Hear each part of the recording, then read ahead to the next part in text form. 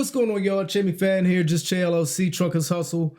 Look, if you're here watching this, you're probably here because you saw my other video where I kind of rattled off some things about how a lot of people want to get into trucking but don't necessarily know where to start. So from here, I'm going to start breaking everything down to you. I want to start with the $10,000 myth that a lot of people talk about, okay?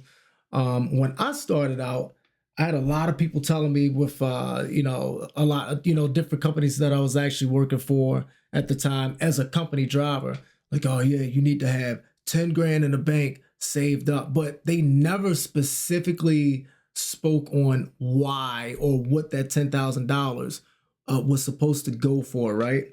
Because 9 times out of 10, somebody told them the same thing. They were like, hey, yeah, well, if you want to get started, you need to have about 10 grand saved up. Who has $10,000 saved up? If you're in the position, if you're watching this video right now, there's a very good chance that you're trying to figure out how to make $10,000. All right. So for the people that are saying that, they need to start explaining why 10,000 is that number. Okay. Now, so let's jump straight into it.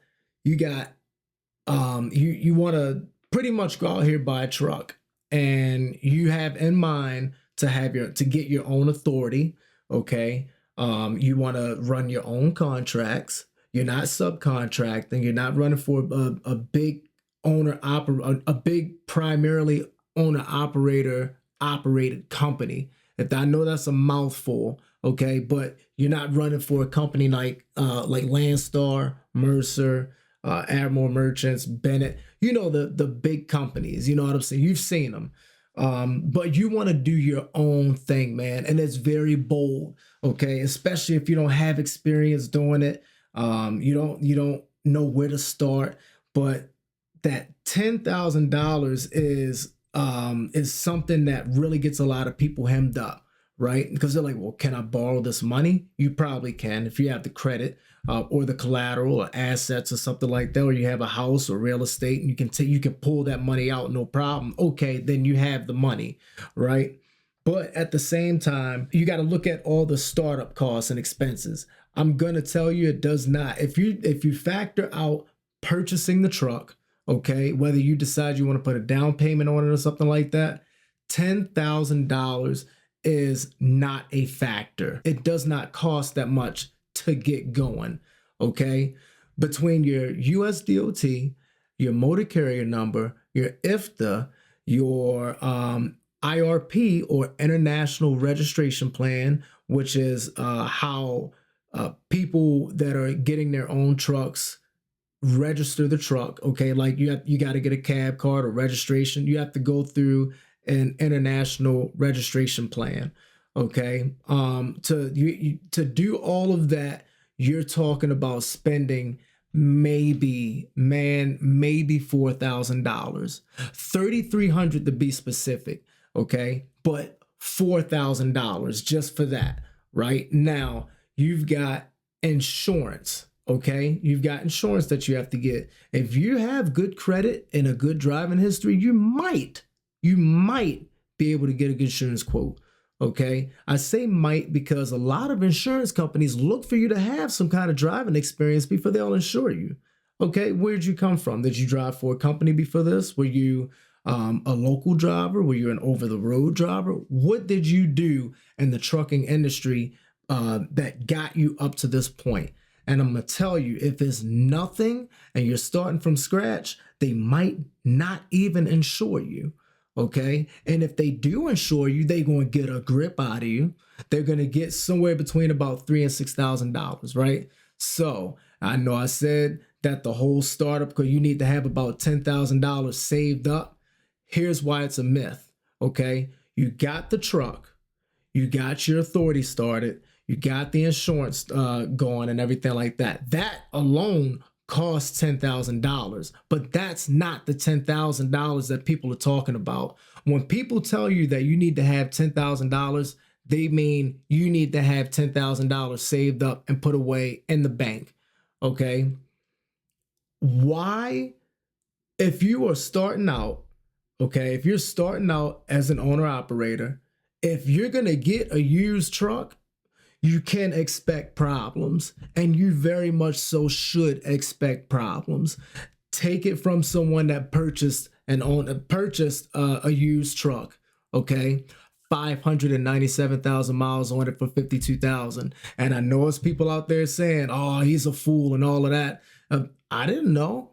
Okay, yeah, I had my dad helping me, and he was an owner operator for years and everything like that. But just because you're an owner operator doesn't mean that you have the scoop on certain things of the certain aspects of the industry. Okay, I'm gonna really try and make this make sense for you. There are certain trucks that you can spend $52,000 for with that many miles on, but you need to have paperwork on that truck. Okay, if it's within about, say, 4 or 5 years old, it's very possible to get a truck with that many miles on it that is 4 or 5 years old. If you're putting 100 to 120,000 miles per year on that truck, is very possible.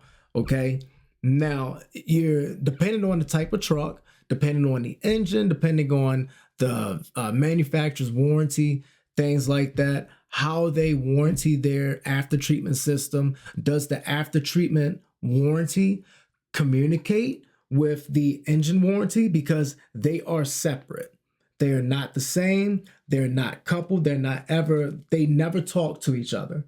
Okay. So just because you have a truck with a Cummins engine on it and it's got an after treatment system, which is DEF, EGR, selective catalyst, exhaust gas, EGR. Then you've got what's the other one? The DPF filter, diesel particulate filter. That system is completely separated and by itself. And the dealership will probably tell you, "Oh, it's warranted, and yeah, it's all the same." It's warranted, but if your after treatment system caused something to cause some kind of damage to the engine, guess what? It's not covered under warranty, and you're coming out of pocket to pay for it. Ask me how I know. So this whole $10,000 thing, if you're gonna save up any amount of money for anything, let it be an amount of money that you're gonna use to put towards your equipment. Okay, if you're standing up a trucking company using and with the plan and intent of carrying on with your own authority, you're not saving any money. You're not. You're spending that money, putting it into your company to get it started. All right. And that includes putting fuel in a truck to get to where you need to go. Okay. People are basing this off of if a tire goes bad, if the brakes go out, if an airbag pops, if your airlines pop, or your glad hands go bad. If you're buying a used truck, all of that stuff should be good enough to get you through several loads.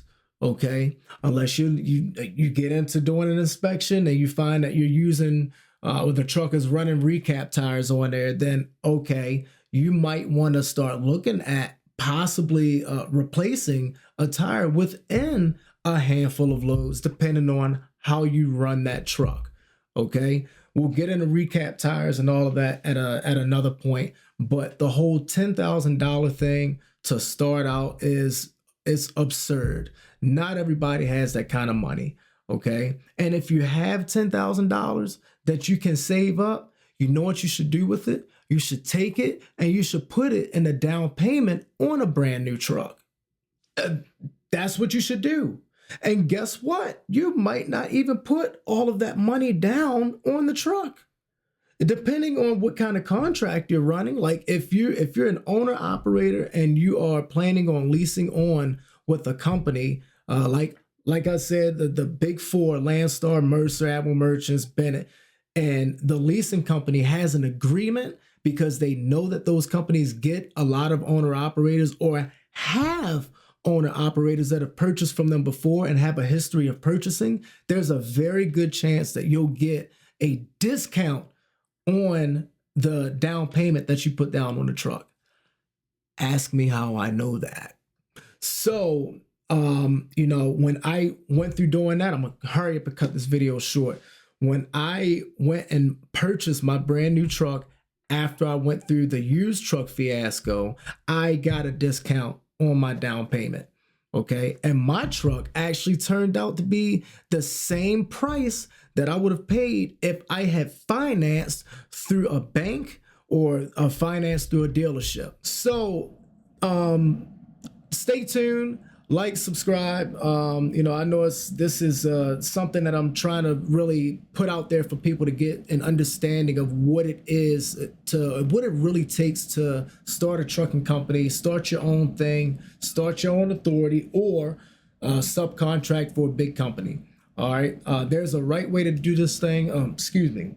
There's a right way to do this thing, and there's a wrong way to do it as well, to have you upside down.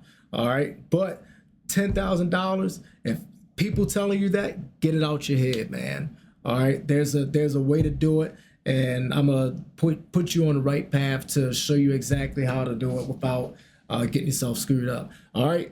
Che McFadden, Just Che LLC, Truckers Hustle. Stay tuned. I'll get with y'all with the next one. Thank you. Get it, get it, get it, get it, get it, get it, get it, hey, get it, get it, get it, hey, get it, get it, get it, get it, yeah, get it, get it on my soul. Ain't no letting